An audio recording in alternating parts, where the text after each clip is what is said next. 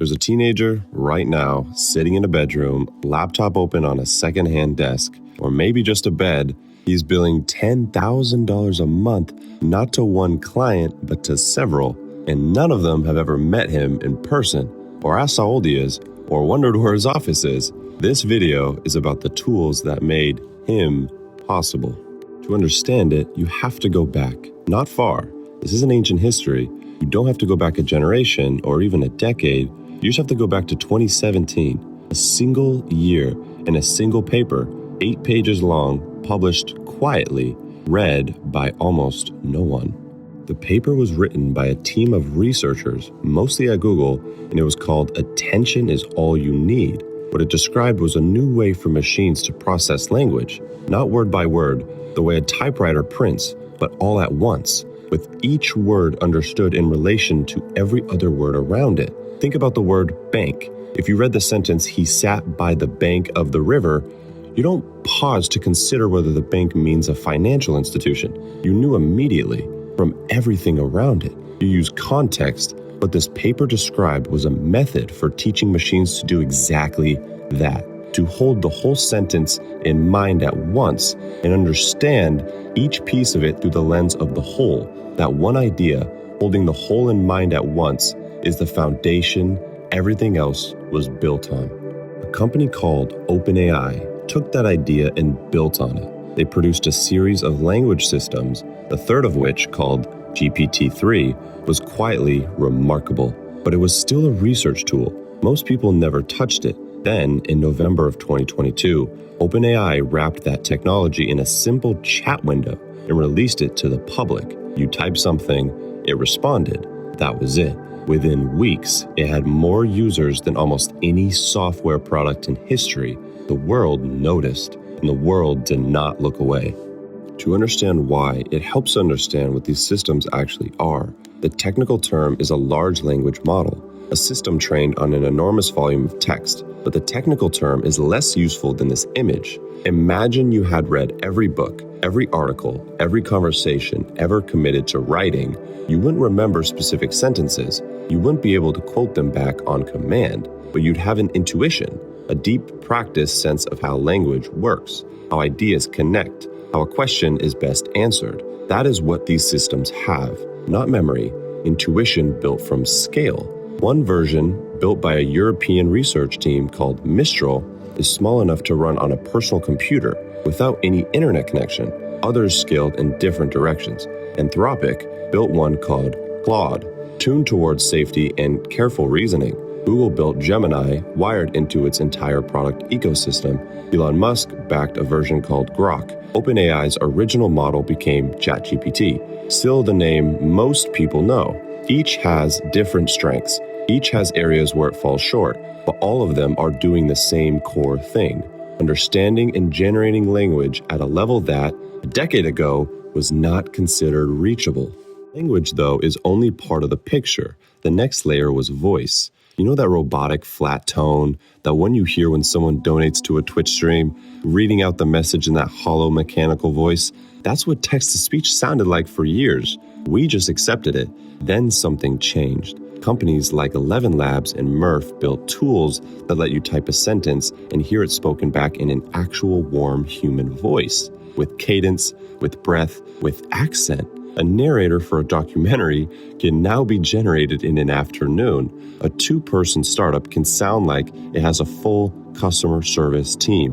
A podcast can be produced without a studio, a microphone, or a host. A solo creator with no recording equipment and no budget suddenly sounded like a full production. The recording studio didn't disappear, but for many kinds of work, it became optional. Then came the visual layer. You've probably scrolled past her on Instagram or TikTok, the profile that looks almost real, but something is slightly off. The skin is too smooth, the lighting is too perfect, every photo is flawless in that exact same way. That's not a filter. That's an AI-generated image, and the person running that account Again, often someone younger, sitting at a laptop, is monetizing it. OnlyFans accounts, DM conversations, paid interactions with people who have no idea they're talking to a character that was typed into existence. It's one of the stranger corners of what this technology made possible. Tools like Midjourney and Stable Diffusion are what's behind it. Describe an image in plain English. Get a photo quality result in seconds. A desert at sunset, a product photograph on a white background, a person who doesn't exist, then that capability extended to video. Tools like Runway and later OpenAI's own Sora applied the same principle to moving footage. A marketing team that once required a photographer, a videographer, and a graphic designer can now be one person with a laptop and a monthly subscription. But perhaps the most significant development was what came next. Not tools that answer questions or generate content, tools that act. You've probably seen it without knowing. You comment something on a TikTok or Instagram video, maybe it says comment yes for more info, and within 30 seconds you get a DM. Sounds human, reads human, perfect punctuation, asks you a follow-up question, remembers what you said. That's not a person sitting there watching notifications. That's an agent. An agent is software that takes actions on your behalf without you clicking anything. You give it a goal, it figures out the steps, and it gets it done.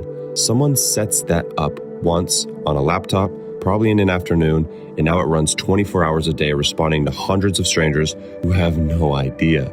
Tools like Manus went viral in early 2025 when people watched it autonomously browse the web, fill out forms, conduct research, and complete multi-step tasks from start to finish with no human involved. Tools like N8N and Make let ordinary users connect different apps so tasks happen automatically without anyone sitting there to run them. The machine had stopped just answering questions, it had started doing the work. And so we arrive at what people are building with all of this. Not corporations and not well-funded teams with venture backing and a legal department, teenagers, people in their early 20s, maybe mid-late 20s, 30s, 40s, hell, I don't know. The world is your oyster, with no business degree, no startup funding, and no office lease, armed with a laptop and tools that cost less per month than a streaming subscription. What many of them are building are called digital marketing agencies, and the engine running underneath is lead generation.